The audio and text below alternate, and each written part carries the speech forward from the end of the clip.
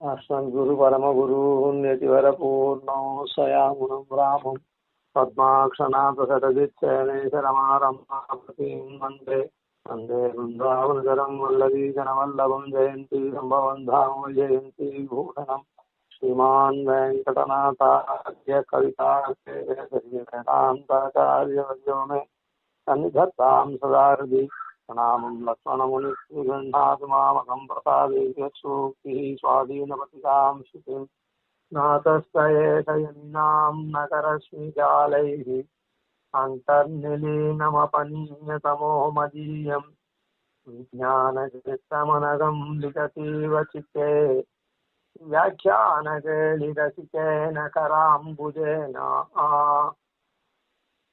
श्रीवाष्यकारர் தன்னுடைய நகத்தினுடைய காந்தியினால நம்ம உள்ள இருக்கக்கூடிய இருட்டு நம்மன்னு சொல்றோம். சுவாமி தேசிகன் தன்னுடையன்னு சொல்லியிருக்கார். அதெல்லாம் நமக்காக தான். அதனால அதை நாமன்னு சொல்றோம். நம்முடைய உள்ள இருக்கக்கூடிய சமஸ்த அஜ்ஞானமாகிற இருட்டை போக்கடிக்கிறார் அப்படின்னு சொல்றார். அதான் நகத்தினுடைய காந்தியினாலே அப்படின்னு. இதுக்கு முன்ன அதுதான் பார்த்தோம். யார் நல்லொழுக்கமா ஒருத்தன் இருக்கானோ அவனுக்கு நகம் நன்னா இருக்கும்.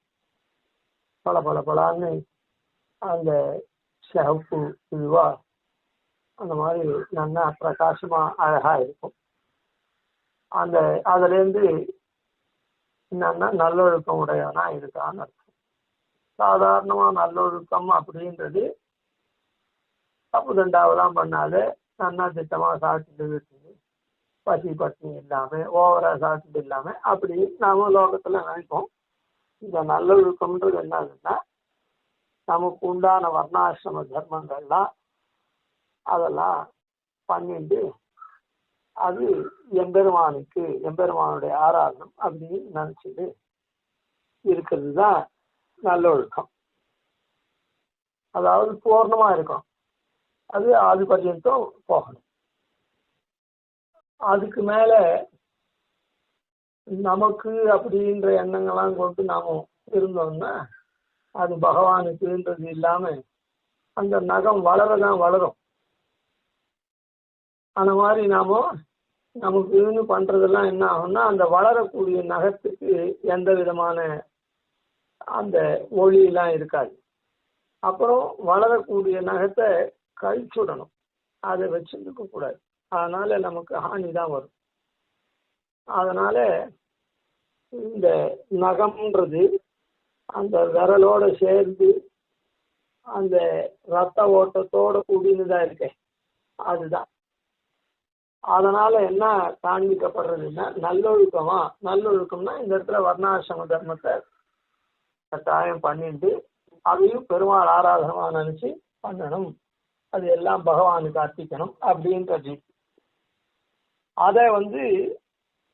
அதை கொண்டு நம்முடைய மனசுல இத்தனை நாளா என்ன இருக்குது, நமக்கு அது இதுன்னு பண்ணியிருந்தோம். வர்ணாசிரம தர்மங்கள் எல்லாம் தெரியாம பண்ணியிருந்தோம். இல்லை எது நமக்கு ஹிதம் எது அஹிதம் எது நல்லது எது கெட்டதுன்னு தெரியாம பண்ணியிருந்தோம் இதனால.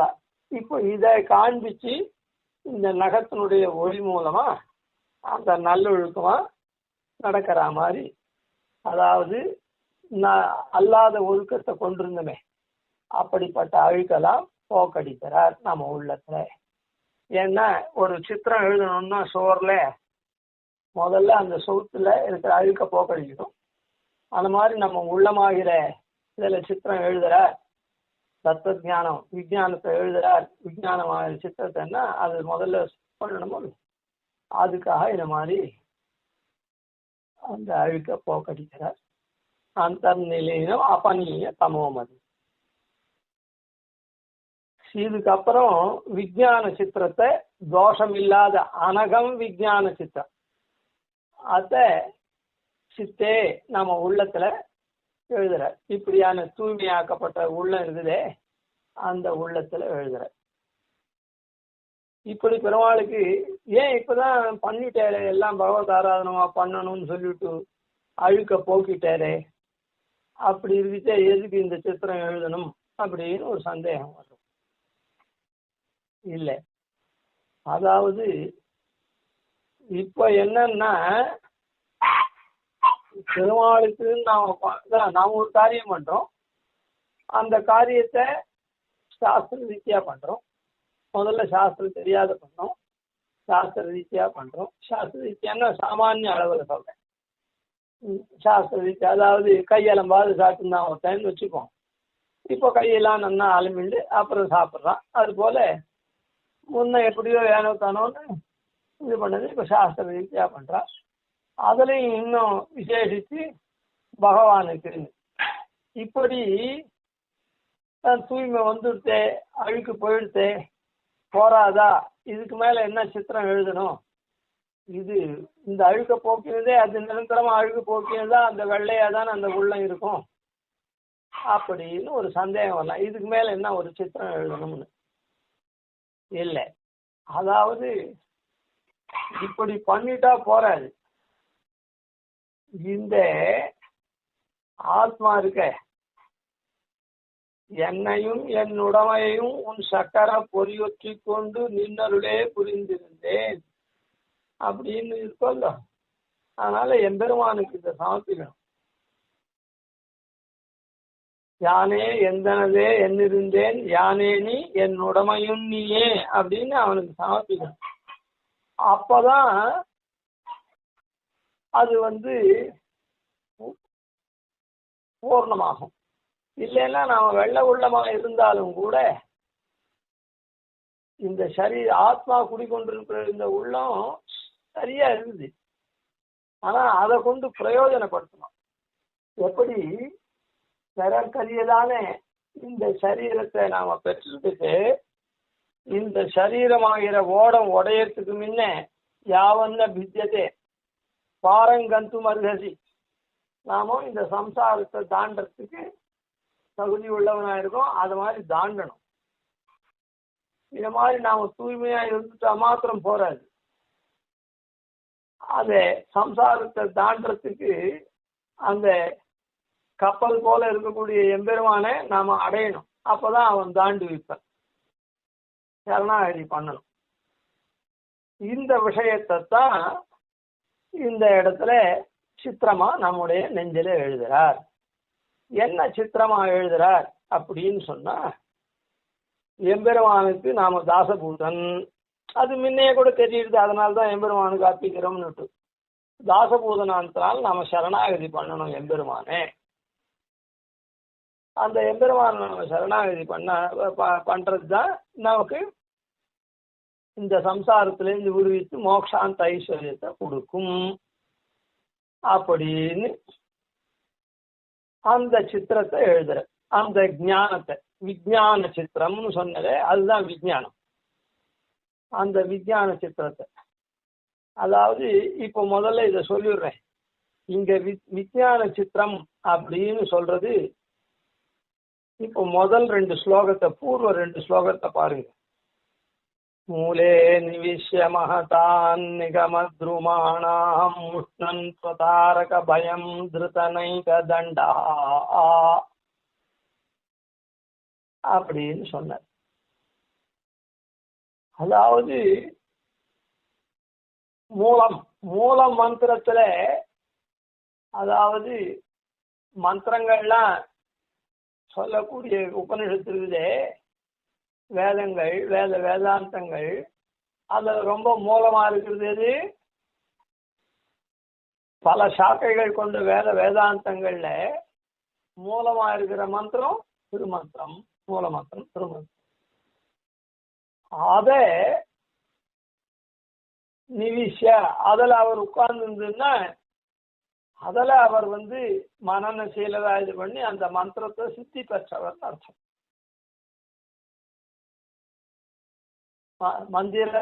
மந்திரத்தால் வாழ்தலாம் வாழ்வியல் வாழலாம் மடநெஞ்சமே அப்படின்னு சொல்ற. அந்த மந்திர பிரதிபாத்தியனா இருக்கக்கூடிய எம்பெருமான் இருக்கானே, அந்த அவனுடைய மந்திரம் எது?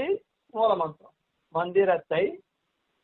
மந்திரத்தால் அதனால அவனை அப்படி இது பண்ணி, அதனால ஸ்ரீபாஷ்யக்காரர் இப்போ திருமந்திரத்திலே நிஷ்டை பெற்றவரா இருக்கார். அதனால்தான் எத்திர அஷ்டாட்சர சம்சித்தோ மகாபாகோ மஹீயத்தே ந தத்ர சஞ்சரிஷந்தி வியாதி துர்பிக்ஷ தஸ்கராக அப்படின்னு அந்த ஸ்லோகத்தை அர்த்தத்தின் போது பார்த்தோம். அந்த அஷ்டாட்சர சம்சித்தி எத்திர அஷ்டாட்சர சம்சித்தி மகாபாகோ மஹீயத்தேன்னு சொல்லிருக்கிறதுனால அந்த மூணாவது பாதத்துல என்ன சொல்ற, ரங்கேஷ பக்த ஜனமானச ராஜஹம்சா, ரங்கேஷ பக்த ஜனங்களுடைய மனசாகிற உள்ளமாம் பொய்கையில ராஜஹம்சம் போல வீட்டிருக்கார்.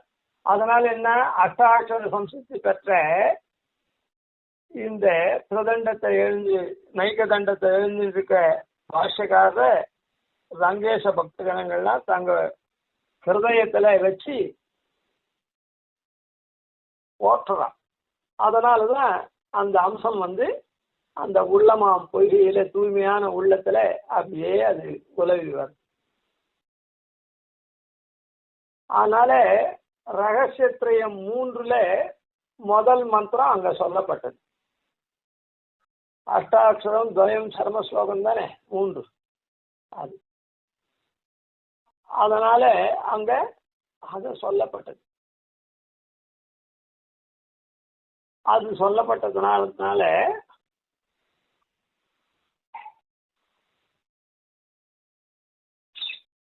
அந்த இடத்துல அவர் இருக்கிறதுனாலேயே வியாதி துர்பிக்ஷ தஸ்கரங்கள்லாம் அவர் இருந்து அவரை கொண்டாடுறதுனாலே அந்த இடத்துல வியாதி துர்பிக்ஷம் தஸ்கரம் எல்லாம் இல்லாத இருக்குது அப்படின்னு சொல்லி. அப்படி இருந்ததுன்னா நம் போல்வார்லாம் உஜ்ஜீவிக்கணுமே. அதனால அவர் அப்புறம் என்ன பண்றார், 2வது அடுத்த ஸ்லோகத்துல சன்மந்திரவித்து க்ஷிபதி சம்யமினாம் நரேந்திரா சம்சார ஜிம்மக முகைஹி சமுபஸ்திதம் நஹா விஸ்வக்ததம் விஷயலோப விஷம் நிஜாபிஹி காடானுபாவ கருடத்வஜ பாவனாபிஹி. சன்மந்திரவித்து நம்மலாம் சத்த பெற்றவரை ஆக்கக்கூடிய மந்திரம் சத் மந்திரம். சத் மந்திரம்னா அவன் பவித்திரமா இருக்கிறதுனால நம்மலாம் பவித்திரமாக்குறான், அவன் மங்களமா இருக்கிறதுனால நம்மலாம் மங்களமாக்குறான். அத போல இந்த மந்திரம் சத் மந்திரமான்றதுனால நம்மலாம் சத்தாக்குறோம். சத்தாக்குறது என்ன, பகவானை விட்டு நாம பிரிஞ்சிருக்கிறது அசத்தல்பம். சத்தா இருக்கிறதுன்றது பகவானோட சேர்ந்து இருக்குது. நம்ம நீசனே நிறை ஒன்றுமில்லேன் அப்படின்னு இருக்கக்கூடிய நம்ம பகவானோட எந்த மந்திரம் சேர்த்துக்கிறது, நம்ம சேர்த்து சத்தாக்குறது இதுதான் துவய மந்திரம். அதாவது ரகசியத்திரயத்துல 2வதா படிக்கப்பட்டது. அனுஷ்டானத்துக்கு உண்டான மந்திரம், எல்லாருக்கும் யோக்கியமா இருக்கக்கூடிய மந்திரம். அந்த மந்திரத்தை அறிஞ்சவரா இருக்கக்கூடிய பூர்வ ஸ்லோகத்துல என்ன சொல்லிட்டு, ராமானுஜ சரணமஸ்து முனிஹி ஸ்வயம் நகா, நமக்கு அவர் தானே சரணமாகணும்னு சொன்னோம், பிரார்த்திச்சார். அதனால இப்ப நாமெல்லாம் அறிவிலிகளா இருக்கிறதுனால அந்த ராமானுஜரே என்ன பண்றார், நமக்கு இந்த துவயோச்சாரணத்தை பண்ணி நம்முடைய ஆசா பாசங்களாகிற இந்த விஸ்வத்தம் விஷய லோப விஷம் இருக்குது அதை போக்கடிக்கிற. அதை போக்கடிச்ச உடனே பரமாத்மனி யோரக்தா விரக்தா அபரமாத்மனி, இந்த அபரமாத்மா இருக்கக்கூடியதுதான் விஸ்வத்தம் விஷய லோப விஷம். என்ன இது விரக்தி ஏற்படுறது யாருக்கு, பரமாத்மனி யோரக்தா, பரமாத்மாவினிடத்துல யார் ஆசை உள்ளவனா இருக்கானோ அவன் இதுல இருந்து விரக்தனாரான். அதனால இவர் என்ன பண்றார், நமக்கு அங்க ஸ்வயம் நகான்னு சொன்னாரு, அவரே தான் நமக்கு சரணமாகணும். அதனால நம்முடைய இந்த விஷத்தை போக்கடிக்கிறது, தானே போக்கடிக்கிறதுக்காக அவர் சன்மந்திர வித்தா இருந்து நம்முடைய இந்த விஷத்தை போக்கடிக்கிறார். அதனால நாம சத்த பெறறோம், பகவானுக்கு போய் சேரும். அந்த இடத்துல சன்மந்திரம் தான் சொல்லித்தே தவிர அங்க மூலம்னு சொல்லிட்டு நிகமத்ருமானாம் மூலம்னு சொன்னதுனால அங்க மூலம்னு சொன்னாலே மூல மந்திரத்தை சொல்லிவிடுத்து அங்கதான் ஸ்பஷ்டமா சொன்ன. இந்த இடத்துல சன்மந்திரம் தான் சொன்ன. இந்த இடத்துல அது துவயத்தை குறிக்கிற. அது குறிக்கிறான்னு ஏற்கனவே நம்ம அர்த்தானுசந்தானம் பண்ணிட்டோம். அங்க சொல்லல, இப்போ நாம தான் அந்த மாதிரி பண்றோம்னு அது இன்னைக்கு ஸ்பஷ்டமா சொன்னே தவிர அந்த சன்மந்திரம் முன்னே அர்த்தத்துக்கு போது சொல்லிட்டோம். இப்போ இந்த இடத்துல பாருங்க, இதுக்கு அடுத்தது ரகசிய திரயத்துல ஒண்ணு இருக்குது, சரம ஸ்லோகம். அத கொஞ்சம் கூட இங்க காண்பிக்கவே இல்லை. அந்த இடத்துல மூலம்னு சொன்னார், ஏதோ அந்த பேரை ஒரு மாதிரியா கொடுத்தார். மூலம்னா இந்த மூலமாகிய ஒற்றை எழுத்தா இல்ல மூல மந்திரமா, மூல மந்திரமாகிற நாராயண மந்திரமா, திருவட்டாட்சரமா அப்படின்னு அங்க இருக்குது. அங்க ஆனாலும் ஒரு மாதிரி அந்த இடத்துல பேர் வருது. இது ரெண்டுத்துல மூல மந்திரம்னு தீர்மானம் பண்ணு. இந்த இடத்துல சன்மந்திரம்னு சொல்லிட்டு அந்த மந்திரம் என்னதுன்னு சொல்லல, அத நம்ம சத்தையாக்கக்கூடிய மந்திரம்னு துவயம்னு சொன்னோம். இந்த இடத்துல அது ஒண்ணுமே இல்லை. இந்த இடத்துல ஒண்ணுமே இல்லை. இங்கதான் என்ன சொல்லியிருக்கார் அப்படின்னு சொன்னா, விஜயான சித்திரமனகம் லிகதி வச்சித்தே அப்படி எழுதி வியாக்கியான கேலி ரசிக்கேன கராம்பூஜேன அந்த விஜயான சித்திரத்தை எதுபடி பண்றார்? வியாக்கியானத்தினால பண்ற. தன்னுடைய கைகள்னாலே, என்ன கைகளினுடைய அசைவுகள்னாலே நமக்கு வியாக்கியானம்னா என்ன அர்த்தம்? அந்த உள்ளுரை பொருளை நமக்கு உணர்த்தல். நாம நல்லா வாசிச்சு அதெல்லாம் பண்ணியிருந்தா தானே நமக்கு உபதேசமா, அதாவது வாயாலெல்லாம் சொல்ல முடியும். நாம அதெல்லாம் இல்லாதனால என்ன, ஒரு ஒரு ஒரு உதாரணத்துக்கு சொல்றோம், ஒரு ஊமை ஒருத்தன் இருக்கான் அப்படின்னு சொன்னா அவனுக்கு நாம சொன்னா தெரியாது, வாயால சொன்னா. அதுக்காக என்ன பண்ணணும்? ஒரு வஸ்துவை எடுத்துன்னு வந்தா அந்த வஸ்துவை ஒரு சைகையில காமிக்கணும். அதுக்கப்புறம் அது எங்க இருக்குதுன்றதுக்கு அப்படி இப்படி கை காமிச்சு அது அந்த உள்ள இருக்குது இந்த உள்ள இருக்குது அப்படி கை காமிக்கணும். அப்புறம் இப்படி எடுத்துன்னு வாங்க கை காமிக்கணும். இப்படி பண்ணா அவன் புரிஞ்சுட்டு பண்ணுவான். அது போல நமக்கு ஞானமெல்லாம் இல்லாததுனால வியாக்கியான கேள்வி ரசிக்கேன கராம்பூஜேன தன்னுடைய திருக்கை தாமரையினால வியாக்கியானம் பண்றார், வாயால சொல்லலை அப்படின்னு நீங்க சொல்ற. வியாக்கியானம்னா வாயால தானே பண்ணணும், இல்ல புஸ்தகத்துல எழுதணும். புஸ்தகத்துல எழுதினா இப்போ தேசியெல்லாம் வியாக்கியானம் பண்றது பின்னால நாம இப்போ வாசிக்கணும். ஆனா நீங்க இததான் நாம பார்க்கணும். இப்ப இது சரம ஸ்லோகார்த்தத்தை சொல்றது அப்படி. அதனால சரம ஸ்லோகத்துல காரணம் என்ன? பூர்வ ஸ்லோகத்துல நம்மலாம் சத்தாக்கி எடுத்து அந்த மந்திரப்படிக்கு நம்மளாம் சத்து ஆக்கக்கூடிய காரியத்தை அவர் சரணாகதியை பண்ற.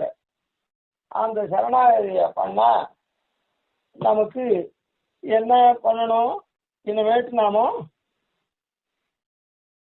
எம்பெருமானுக்கு எல்லாத்தையும் அர்ப்பிக்கிற மாதிரி பண்ணணும் அப்படின்னு நம்ம மனசை தன்னால நமக்குன்னு அழுக்கா இருந்ததை தூய்மைப்படுத்துறார். நகத்தை காண்பிச்சு, நக ஒளியை காண்பிச்சு, அதனால அதனுடைய தன்மையினால இதை உணர்த்துறார். அதுக்கப்புறம் இந்த விஞ்ஞான சித்திரத்தையும் நம்ம மனசுல அந்த சரணாகதியை எது விதிக்கிறது? சர்வதர்மான் பரித்தேஜ்ய மாமேகம் சரணம் பிரஜா அப்படின்னு கண்ணன் விதிக்கிறானே. அதனால அந்த சரணாகத்தை அந்த சரணாகதி. அதுக்கப்புறம் அதான் சரணம் ரஜா அகந்த்வா சர்வ பாபேபியோ மோக்ஷயிஷ்யாமி மா சுச்சா. இந்த சரம ஸ்லோகத்துல எது ரொம்ப சாரதமம் அப்படின்னு சொன்னா மா சுச்சகான்றது தான். மா சுச்சகான்றது ஏன் எப்படின்னு சொன்னா திருமந்திரத்திலே நமசப்தத்தினால சரணாகதி பண்ணணும்னு தெரிஞ்சிருக்கு. எதுக்காக நாராயணாயா எம்பெருமான் பொறுத்து கைங்கரியம் பண்றதுக்குன்னு தெரிஞ்சு அத்த அனுஷ்டானத்தை காண்பிக்கக்கூடிய துவயமந்திரத்தினால அந்த நாராயணன் பக்கல்னு ஸ்ரீமன் நாராயணன் பக்கல்னு ஸ்ரீமன் நாராயணன் இருக்கு. நாராயணன் பொருட்டு கைங்கரியம் பண்ணணும்ன்றது ஸ்ரீமதே நாராயணாயான்னு சொல்லிட்டு அது தோஷம் இல்லாத கைங்கரியமா இருக்கணும், களையற்ற கைங்கரியமா வழியிலா அடிமை செய்ய வேண்டும் நாம்னு சொன்ன ஆழ்வார். ஆன மாதிரி அது தோஷம் இல்லாத இருக்கணும்ன்றதுக்காக நமஹான்ற சத்தம் காண்பிச்சு. அதுல பிரபத்யே அப்படின்றதெல்லாம் இருக்கிறதுனால அதுல மகா விசுவாசங்கள்லாம் காண்பிச்சது. ஸ்ரீமன் நாராயணன்ற இடத்தெல்லாம் ஆனுகூல்ய சங்கல்ப பிராதிகூல்ய வர்ஜனமெல்லாம் காண்பிச்சது. மகா விஸ்வாசம் தான். அந்த பசுல் தாத்துனால அந்த கார்பண்யமும் காண்பிக்கிறது. சரணம் அப்படின்றதுனால உபாயத்தையும் அதான் கோப்திருத்துவ வர்ணத்தையும் காண்பிக்கிறது. இப்படி அங்க பஞ்சக சம்பந்தமான ஆத்ம நிக்ஷேபத்தை பண்ணணும். எதுக்காகன்னா தோஷமற்ற கைங்கரியத்தை பெறறதுக்காக ஸ்ரீமதே நாராயணாய நமஹான்னு அங்க காண்பிச்சு. இப்போ இந்த சரம ஸ்லோகத்துல கீதையில என்ன சொல்றான், சர்வ தர்மான் பரித்யஜ, எல்லா தர்மங்களையும் விட்டு, இல்ல தியாக விதி பட்சமா இருந்தா அது, இல்லைன்னா எல்லா தர்மங்களையும் விட்டுட்டு இருக்கிற நீ அனுவாத பட்சம். அதாவது மோட்சத்துக்கு மோட்சோபாயமான எல்லா தர்மங்களையும் விட்டுன்னு அர்த்தம். இல்லைன்னா பொதுவிலேயே எல்லா தர்மங்களையும் விட்டுட்டு இருக்கிற நீ அப்போ மோட்ச உபாயமா தங்க பண்ண போற. அதனால ஆசித்தன்னா இருக்குது மாமேகம் சரணம் ரஜா. என்னை இதுல ரொம்ப அர்த்தங்கள்லாம் இருக்கு, அதுக்கெல்லாம் போல என்னை ஒருவனே சரணடை அப்படின்னா அந்த சரணடைவு தான் ஏற்கனவே கொஞ்சம் கொஞ்சமா தெரிஞ்சுட்டு. இப்ப இந்த சரம ஸ்லோகத்துல என்ன அகிம்சன்ன்றது கூட தெரிஞ்சுட்டு சர்வதர்மான் பரித்யஜன்னு சொல்றதுக்காரு அது கொஞ்சம் அது விவரணம் தான். விவரணமா இருந்தா கூட அது ரொம்ப பிரதான விவரணம் இல்லை. அதான் அது ரொம்ப சார தமம்னு சொல்ல முடியாது, சார தரம். என்ன மாமேகம் சரணம் ரஜா, அப்படி சரணம் அடைஞ்சானா அகந்த்வா சர்வ பாபேபியோ, நான் உன்னை எல்லா பாபங்களிலிருந்தும் மோக்ஷயிஷ்யாமி விடுவிக்க கடவேன் அப்படின்னு சொல்றேன். எப்ப இது லேசா அந்த இதுலயே தெரியுது, எப்போ எல்லாத்துலயும் தெரியுது.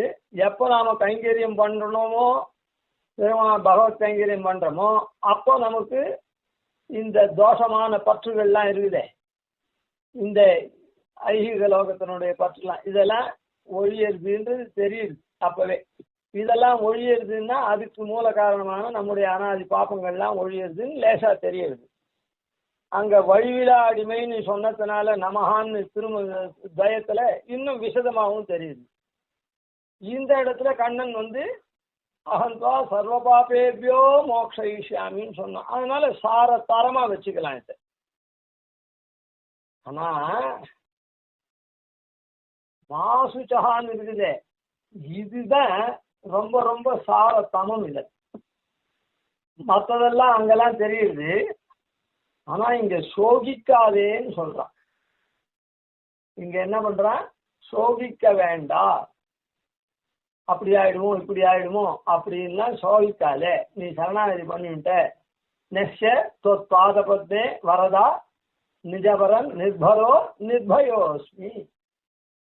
ஒரு இடத்துல நான் வச்சுட்டதுனால வரதா நீ என்னை கை கொண்டுட்டதுனால நான் நிர்பரனா இருக்கேன். இனிமேட்டு என்னை காக்கக்கூடிய பொறுப்பு அற்றவனா இருக்கேன், நிர்பயனாவும் இருக்கேன். நிர்பரோ நிர்பயோஸ்மி. அப்படின்னு இருக்கேன் அப்படின்னு அனுசந்தானம் பண்றீங்களோ சுவாமி தேசிகன் கடைசியில நியாச விம்சத்தி கடைசி ஸ்லோகத்துல. ஆனா நாம நியாச தசகத்தினுடைய கடைசி அது முடிஞ்ச உடனே இத்தையும் அனுசந்தானம் பண்ணும்படியா நம்ம பெரியவாள்லாம் நியாச தசகத்தோடவே இது 11வது ஸ்லோகமா அனுசந்தானம் பண்ற மாதிரி இதையும் சேர்த்து வச்சிருக்காங்க. அப்படிப்பட்ட ஸ்லோகத்துல அந்த நிர்பயமா இருக்கேன், நிர்பரனா இருக்கேன், பொறுப்பற்றவனா இருக்கேன், பயமும் இல்லைங்கவனா இருக்கேன், என்ன ஆயிடுமோ ஏதாயிடும். அதுதான் மாசுச்சகான்றதுதான் அந்த இடத்துல அர்த்தம் சொல்றது. நிர்பரஹா நிர்பயோஸ்மி அப்படின்னு நீ சோபிக்காதேன்றான். அதை போல நாம நிர்பயனா நான் நிர்பரனா இருக்கேன், இனிமேட்டு எனக்கு எந்த விதமான அதை பண்ணணுமோ இதை பண்ணணுமோ அப்படின்னு நான் நம்முடைய நல்வாழ்வுக்காக மோட்சத்துக்காக அப்படி எதனா எனக்கு செய்ய வேண்டிய காரியம் மீதி இருக்குதா, பொறுப்பு எதனா இருக்குதான்னா இல்லை. ஒருத்தர் ரொம்ப கல்யாணம் நல்லா தடகுடலா பண்ணி கொடுக்குற ஒரு பொண்ணு கல்யாணம் ஆயிடுச்சுன்னு வச்சுக்கோ. நீர் ரொம்ப அதிர்ஷ்டசாலி, உமக்கு ஒரு பொண்ணு கல்யாணத்தை பண்ணிட்டு இனிமேட்டு உமக்கு ஒன்றும் கவலை கிடையாது, இனிமேட்டு நீர் ஃப்ரீ பேர்ட் அப்படின்னு ஏதோ பக்கத்து குசலம் விசாரிக்கிறான்னு வச்சுப்போம்.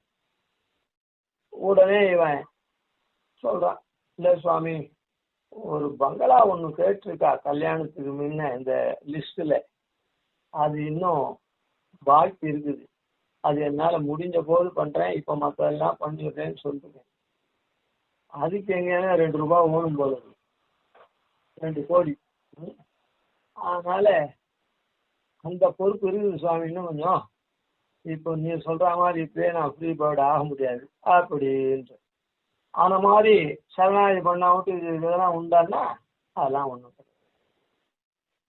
சரி, எதனாலேனா இந்த சரணாகதி பொய்ச்சு போயிடுமோ, அதாவது பலன் கொடுக்காத போயிடுமோ அப்படின்னா அதுவும் கிடையாது, அந்த பயமும் கிடையாது அப்படின்னு.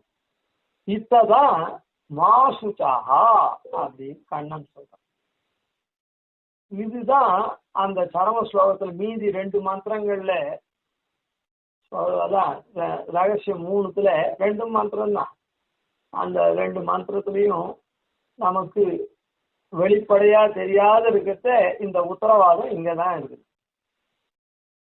இததான் இந்த விஞ்ஞான சித்திரம் அனகம் லிகதீவா சித்தே நம்முடைய சித்தத்துல வியாக்கியான கேள்வி ரசிக்கிறேன். இந்த வியாக்கியானத்தை அவர் பண்ற அது எப்படி விளையாட்டா பண்றாரு அவலீலையா. அது மாத்திரம் இல்ல, ரொம்ப ரசனையோட இது ரசிச்சு பண்றார்.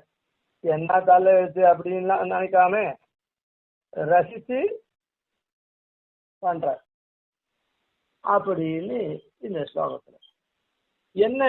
அதனால இந்த ஸ்லோகமாகப்பட்டது சரம ஸ்லோகத்தை குறிச்சு சொல்லக்கூடிய ஸ்லோகம். இப்போ இந்த இது அர்த்தத்தை சொல்றதுக்கு முன்ன இது எப்படி சரம ஸ்லோகத்தை சொல்றது அது இதுன்றத மாத்திரம் இப்போ முடிச்சு விடுறேன். இந்த இதுல அந்த 2ம் சரியா போடுது. மூலம்னத்தினாலையும் சன்மந்திரம் அப்படின்னு சொன்னதுனாலையும் சரியா போயிடுது. அதனுடைய தொடர்ச்சியில இதுல இருக்கு ஒரு விஞ்ஞான சித்திரம், ரொம்ப விசேஷமான ஞானத்தை நம்முடைய மனசுல எழுதுறார் அப்படின்னு. அதனால இந்த அதுக்கு முன்ன அந்த மனசை தூய்மைப்படுத்துறார் அப்படின்னு சொல்லிட்டு, அதனாலே சர்வதர்மான் பரித்தியஜ்ய அப்படின்னு இருக்கிறது. நாம எதையோ தர்மங்கள்லாம் அனுஷ்டிச்சு எதற்காகவோ அனுஷ்டிச்சு எந்தெந்த பலனையும் வச்சு அப்படிலாம் இருந்தோம். அப்படி இல்லாம நாம இப்போ தூய்மையாறோம், உள்ளத்தை தூய்மை பண்றது, வெள்ளை ஆக்கிற. அதனால சரணாகதி பண்றது.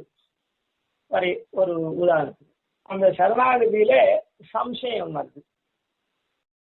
அந்த சம்சயத்தை தான் பெருமாள் என்ன பண்றார், மாசுச்சகா அப்படின்னு சொல்ற. சரி, இதுதான் ஏற்கனவே சொல்லிட்டோம். இப்ப பாருங்க, இது பாஷ்யகாரர் ராமானுஜ சரணமஸ்து முனிஸ்வயம் நகா அப்படின்னு அங்க சொன்னாரே முதல் ஸ்லோகத்துல. அதான் இந்த 3 ஸ்லோகத்துல முதல் ஸ்லோகத்துல ராமானுஜரே தான் நமக்கு சரணமாகணும்னு. ஆளவந்தாரும் இந்த சரணாகதி சாஸ்திரத்தை பரப்புறதுன்னா பாஷ்யக்காரர் தான் இதுக்கு தங்கு நேர் சிஷ்யாலாம் அத்தனை பேர் இருக்கா, அவளெல்லாம் விட்டு பாஷ்யக்காரர் தான் இதுக்கு அப்படின்னு பாஷ்யக்காரர் நேர பார்க்கறதுக்கு முன்னே செவி வழி செய்தியாலேயே அவர் திருவுள்ளம் பத்தினார். அதுக்கப்புறம் நேர பார்க்க தேவை யாதவ பிரகாசரோட கூட அவர் போயினதுனால அப்பவும் இவர் கட்டாட்சிச்சேரை தவிர பேசல, ஒண்ணும் பண்ணல. ராமானுஜர் அந்த ஆள வந்தார பார்க்கல. ஆன மாதிரியான சன்னிவேசம். அப்படி இருக்கச்சே இந்த ராமானுஜர் தான் நமக்கு இந்த சம்பிரதாய பிரவர்த்தனத்துக்கு போகணும்னு தேவரமாசத்துல சரணாகதி பண்ணி அப்புறம் தன்னுடைய வாழ்நாளுக்கு அப்புறம் அந்திம தசிக்கு அப்புறம் இத மாதிரி பாஷ்யக்காரர் ஏற்பட்டிருக்க. அப்படிப்பட்ட பாஷ்யக்காரர் தான் இப்ப சுவாமி தேசிகன் நமக்கெல்லாம் அவர் தானே ஆச்சாரியனா தான் ஆகணும், நமக்கு அவர்லாம் சரணமாகுது அவரே தான் ஆகணுமே தவிர நாம ஒன்றும் பண்ணி ஆகணும். அதனால்தான் 74 சிம்மாசனாதி விதி பண்ணார். அப்படியே கீழே எல்லாரும் வந்துட்டா அதெல்லாம் இருக்கட்டும். சரி, இப்போ இந்த ஆச்சாரியால் என்ன பண்றா, ராமானுஜர் தான் இதெல்லாம் ஏற்பாடு பண்ணிருக்கேன். அதனால இந்த ஆச்சாரியெல்லாம் என்ன பண்றா, எல்லாரையும் கூட்டு வெறுமை போறவன்லாம், வெறுமை சொல்றேன் அதாவது புரியறதுக்காக சொல்றேன், நீ சரணாகதி பண்ணிட்டு அப்படின்னு சொல்ற. எனக்கு என்ன தெரியும், அது ஏற்கனவே இந்த பல்லாண்டுல நன்னா எந்த தந்தை தீயில் பொலிகின்ற நெய்யிட நல்லதோ, அதான் இது ரெண்டுத்துலையும் சொல்லியாச்சு, எந்த தந்தையில சொல்லியாச்சு. அதுக்கப்புறம் உத்தரோத்தரம் இவாளை வந்து ப்ராடக்டை ஃபைனல் ஃபினிஷிங் பண்ற மாதிரி சமாச்சயம் பண்ணி அப்புறம் ஆக்ஞா கைங்கரியத்தை சரி பண்ணி எடுத்துப்பான் பெருமாள்னு சொல்லி அப்புறம் அனுஜா கைங்கரியத்துல இப்படி இருந்தா இருக்கும். அதனால இப்படி தோஷமற்றவனா பெருமாள் நம்ம ஸ்வீகரிக்கிறோம், அது மாதிரி நம்ம இப்பவே பிரகாசிச்சுட்டு இருக்கோம் எந்நாளில் சொல்லிடாரு அப்படின்னு சொல்லிருக்கோம். அதே தான் இங்கேயும் வருது. அதனால இப்ப இந்த ஆச்சாரியெல்லாம் என்ன பண்றா, ஆச்சாரியன்றது ராமானுஜன், அந்த ராமானுஜனுடைய பிரதிநிதியா இப்ப நமக்கு ஆச்சாரியால் இருக்கா. அவ என்ன பண்றா, போற வரவாள்லாம் கூட்டு சமாசம் பர்நியாசம் பண்ணிக்குவோன்னு சொல்றா. அதாவது இது அவளை குறைச்சி சொல்றேன், ரொம்ப சாதாரணமா சொல்றேன்னு கூட, நமக்கு அந்த எண்ணம் இல்லாத போயிட்டா கூட ஐயோ நம்ம சிஷ்யன்னு பேர் வச்சிருந்துக்கான், நம்ம சிஷ்ய பரம்பரையில இவன் வந்திருக்குவேன், அதனால இவ அப்பா நம்ம சிஷ்யாள், இவ தாத்தா நம்ம சிஷ்யாள் அப்படின்ட்டு இந்த பேரன் இப்படி ஒன்றும் இல்லாத இருக்கான், இவனை எப்படியானா பரநியாசம் பண்ணி வச்சிருந்தோம்னு சொல்லிட்டு கூப்பிட்டு பரநியாசம் பண்ணி வைக்கிறான். ஏன்னா அவ மூலமந்திர நிஷ்டாளா இருக்கா. அப்புறம் இந்த சன்மந்திரமும் அவளுக்கு என்ன தெரிஞ்சுது, சன்மந்திர வித்து அப்படின்னு சொன்னதுனால அதுவும் தெரிஞ்சிருக்குது. அதனால அவ கூப்பிட்டு நம்ம என்ன பண்றா, சரணாகதி பண்ணி வைக்கிறா தானே. அதுக்கப்புறம் நமக்கு சந்தேகங்கள்லாம் வருது, நீ எதையும் பண்ணாத, நீ வந்து இதுக்கு ஒரு உதாரணத்தை உங்களுக்கு புரியுற மாதிரி புரியறதுக்காக ஒரு உதாரணம் சொல்றேன். வாலின்னு ஒரு சினிமாவில் பாடல் எழுதுகிறார். இந்த அவருடைய சரித்திரத்தை கொஞ்சம் சுத்தமா ஏற்கனவே சொல்லிட்டுக்கேன், வேற இதுலயும் இந்த உங்களுக்கு அதில் சில பேர் கேட்டுக்கலாம். அவரை சின்னமோ அவர் மடத்துக்கு வருவார், சன்னதிக்கு வருவார், ஐசிங்கரை சேவிப்பார். அவருக்கு ஐசிங்கர் இடத்துல பக்தி உண்டு, பிரீத்தி உண்டு. ஐசிங்கருக்கும் அவர் இடத்துல ரொம்ப பகுமானம் உண்டு. எப்படியானா பரநியாசம் பண்ணி வச்சோம், அவர்கிட்ட நீ வந்து பரநியாசம் பண்ணிக்க. ஐயோ நான் என்னுடைய லைனே வேற சுவாமி, நான் எப்படி நான் வந்து அதெல்லாம் பண்ணிக்கிறது, அதெல்லாம் வந்து முடியாது. உடனே நீ ஒண்ணுமே, அது 10 தடவை அந்த மாதிரி நடந்திருக்கும், 4-5 தடவை ஏன்னா நடந்திருக்கும். அவர் வந்து ஐசிங்கர் சாய்க்கிறது அந்த மாதிரி, இந்த மாதிரி ஐசிங்கர் சொல்லிட்டே முடியாதுன்ற மறு தடவை வராதுதான் இருக்கணும். ஆனா வந்துருக்கு எதுக்காக வந்தாருன்னு தெரியாது சொல்றேன். ஆனா ஐசிங்கர் வார்த்தைகளாம் இருக்க சாய்ப்பார். அப்புறம் ஒரு தடவை சாய்க்கவே சாய்ச்சார். நேரவே கேட்டேன், நீ ஒண்ணுமே பண்ண வேண்டாம், காத்தால 9 மணிக்கு வா, 9:30 நீ பாட்டு கிளம்பி போயிட்டே இரு. அதாவது சில நியமங்கள்லாம் உண்டு, கிரகஸ்தனா இருக்கேன், சர்வானுஷாவரம் பண்ணிக்கணும், அது இது அப்படின்லாம் உண்டு. அது யாருன்னா தொட்டு போடணுமோ அவருக்கு தெரியாது. என்னால எதுவுமே பண்ணணும். நீ ஒண்ணுமே பண்ண வேண்டாம். நீ நீ அப்படியே நீ இருக்கிறபடியே இரு. அவர் தாடி வச்சுருப்பார். அது என்ன எப்பவுமே நிறுத்தமா இருக்கிற தாடியா என்னன்னு தெரியாது, தாடி இருக்கும். நீ எதுவுமே பண்ண வேணாம். நீ வா 9 மணிக்கு. சாத்து முறையெல்லாம் ஆகும். ஆன உடனே உனக்கு ஒரு 10 நிமிஷம் நான் பண்ணி வச்சுட்டு நீ 9:45 போயிட்டே இருக்கலாம். என்ன சாத்தியார்னு இப்போ ஞாபகம் இல்லை. சொக்காயை மாத்திரம் கழிச்சுனா போதும்னு சொன்னாரா இல்லை அது கூட வாண்டான்னு சாத்தியாரா தெரியல, எனக்கு ஞாபகம் இல்லை. நீ ஒண்ணுமே பண்ணுவா, நீ பாட்டுக்கு வா, அப்புறம் நீ பாட்டுக்கு போயிட்டே இரு அப்படின்னு சாச்சார். ஆனா அது நடக்கல. அப்போ அவருக்கும் கடைசி காலம் ஐசிங்கருக்கும் சக்கரநாத் காலம். ஆனா அவன் ஐசிங்கர் இடத்துல அதீத பிரீத்தியா இருந்து அவ்வளவு பக்தித்தனா இருந்து ஒரு புஸ்தகமே அவருக்கு போட்டு, ஒரு புஸ்தகத்துல அவர் சக்கரநாத் காலில் உட்கார்ந்துருக்க சந்தர்ப்பம் இத்தனை படமே கிடையாது. அதான் அவருடைய படம் தான் ஐசிங்கருடைய படம். அவர் இந்த கோவில்ல போய் இது பண்ணார், அந்த நதியில ஸ்நானம் பண்ணார், எத்தனையோ இருக்குதோ. அந்த மாதிரிலாம் எந்த போட்டோவுமே இல்லை. அன்னைக்கு அந்த ஒரு நாள்ல எந்த சக்கரநாத்தால இருந்து அவன் கேமராமேனை கூப்பிட்டு வந்தார். நான் ஐசிங்கரை போட்டோ எடுக்கணும் அப்படின்னு சொன்னான். சரி, அவர் ஐசிங்கர் பெருமாள் சந்தியிலேருந்து ஆசிரமம் போற பர்யந்தம், பெருமாள் சந்தியில ஆசிரமத்துல போற வழியில இப்படியே ஒரு 50-60 போட்டோ அந்த புஸ்தகத்துல போட்டிருப்பாருன்னு நினைக்கிறேன். அந்த ஒரே நாள் அந்த ஒரு சமயத்தினுடைய போட்டோவே. அதுல நிறைய ஐசிங்கரை பத்தி பாடல்லாம் எழுதியிருக்கார். அதுல இந்த ஐசிங்கர் வில்லி வளத்துல வந்தார், அவதரிச்சார் அப்படின்னு, வில்லி வளம் அப்படின்னு, வில்லின்னா கையில வச்சுட்டு கையில வச்சுருக்க தனுஷ அப்படின்ற அர்த்தத்திலையும் வளம்ன்றது நமக்குலாம் அதனால நலத்தை தரக்கூடியவர் அப்படின்ற அர்த்தத்துல பாட்டு எழுதி, அந்த பாட்டு நடுவுல இவர் யாரு அப்படின்னா இன்னொரு பராங்குஷரோ, இன்னொரு தேசிகரோ, இன்னொரு ராமானுஷரோ அப்படின்னா இல்லை இல்லை, அந்த பாட்டை எனக்கு சொல்ல தெரியல. இல்லை இல்லை, 3 பேருடைய உருவம் சேர்ந்து அப்படி எழுதியிருக்க அந்த பாட்டுல. இப்படியெல்லாம் ஐசிங்கரை பத்தி இன்னும் கூட ஏதோ ஒரு பாட்டு அந்த மாதிரி ஞான பிராண எல்லாம் நான் கண்ட நல்லது வேணு ஆழ்வார் சாய்க்கிறேன். அந்த மாதிரியா இந்த ஐசிங்கரே அப்படி தன்னுடைய நெஞ்சில இருந்து உள்ளத்துல இருக்கிறது அந்த எழுத்து மூலமா வந்தது. அப்புறம் இந்த ஐசிங்கர் அந்த அந்த புஸ்தகத்தை வெளியிடணும், அதுக்குள்ளே ஐசிங்கர் திருநாட்டு கேட்டு இவரும் கொஞ்சம் படுத்திருந்தார். அது அப்புறம் வெளியிட்டார் இந்த ஐசிங்கரை வச்சு. அப்புறம் இவருடைய கடைசி காலமா போச்சு. இந்த ஐசிங்கர் அவருக்கு பரநியாசம் பண்ணி வச்சார். இது அவருடைய. எதுக்கு சொல்ல வரேன், ஆச்சாரியாள் உனக்கு ஒன்றும் தெரிய வேண்டாம், நீ ஒன்றும் பண்ண வேண்டாம், நீ பண்ணிக்கோ, ராமானுஜ சரணமஸ்து முனிஸ்வயம்னஹான்னு சொன்னார். அந்த மாதிரி ரீதியில அந்த ராமானுஜன் கீழே வழிவந்த ஆச்சாரியாள் சரணாகதி நீ பண்ணிக்கோ, ஒன்றும் பண்ண வேண்டாம் அப்படின்னு சொல்லி பண்ணி வைக்கிறான். பண்ணி வச்சா இவனுக்கு சில சம்சயங்கள்லாம் வருது.